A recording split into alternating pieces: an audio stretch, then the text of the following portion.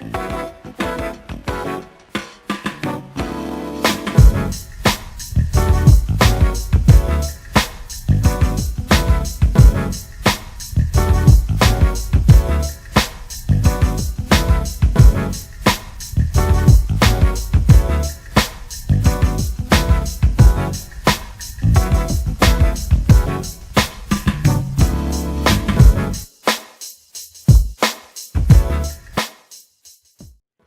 what's good, everybody? This is your boy Ced Banner, and this is my review of The Fate of the Furious.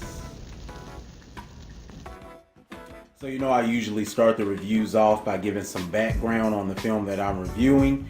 We're 8 installments into this franchise. It started over 15 years ago, I believe. I'm not going to waste my time or your time doing that. Everybody knows what it is. So as I said, this is the 8th installment. First off, I always give kudos on the naming of these installments. Instead of just saying Fast and Furious 8, The Fate of the Furious, I thought was pretty cool, and it does tie in with the storyline as well. This, of course, is the first installment without Paul Walker, aka Brian, and I wasn't sure how that would really work out. I will say his presence is missed. You can tell there's a much different dynamic now amongst the actors. Yeah, you can tell. But I will say I do appreciate that his character is mentioned several times, and they make sure that they don't leave any holes, because of course, although Paul Walker is deceased, Brian in the storyline is still alive. He just left, of course. But as far as the tone of the film, this was much different, because the previous film, the 7th installment, it was more of a somber tone, of course, because the actors were dealing with his loss. And that's not really in this film as much. This film, they kind of get back to the basics, and you tell they're having fun with it, and that was cool. This installment is directed by director F. Gary Gray, and he definitely brings his signature comedy to it. A lot of great comedic timing and zingers and one-liners, tying great with all of the action. And of course, when you have actors like Tyrese and Ludacris and The Rock and Jason Statham have some great scenes together as well. This film is not short on laughs at all. As far as acting goes, you know what it is. You get what you expect. The acting is good, for what this film and what this franchise is. Vin Diesel has to go to a couple different extremes, 2 different ends of the spectrum, and he does a great job with that.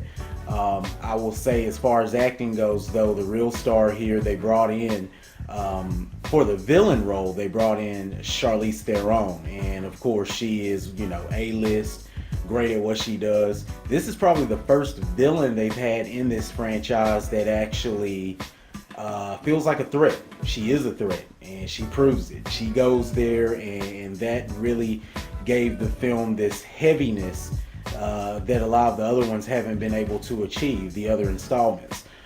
So that was probably the highlight as far as acting. Charlize Theron did an awesome job. Cinematography, special effects, nothing groundbreaking.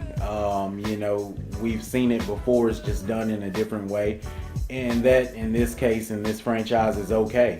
Of course, you're going to see what we've grown to love, over the past 15, 16 years.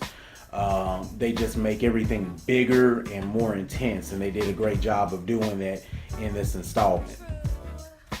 As far as negatives, I would say the only negative is, of course, when you're 8 films into a franchise, there's going to be a lot of feeling like it's more of the same, and there is some of that here. The movie's over 2 hours long, so there's going to be several scenes where it's like, yeah, well, I knew this was coming, but again, you know what you're getting, you know what you're going into. I didn't mind it. I don't think anyone in the screening that I was in minded it. Everyone was really invested in the film.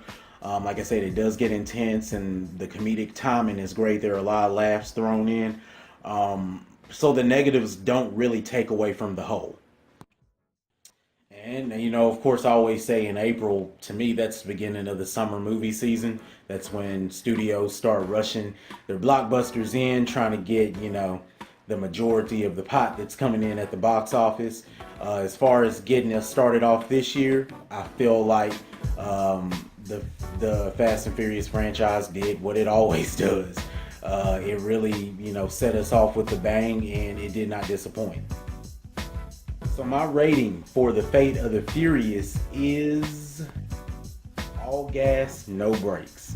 I say all gas, no brakes because once again, this film knows what it is.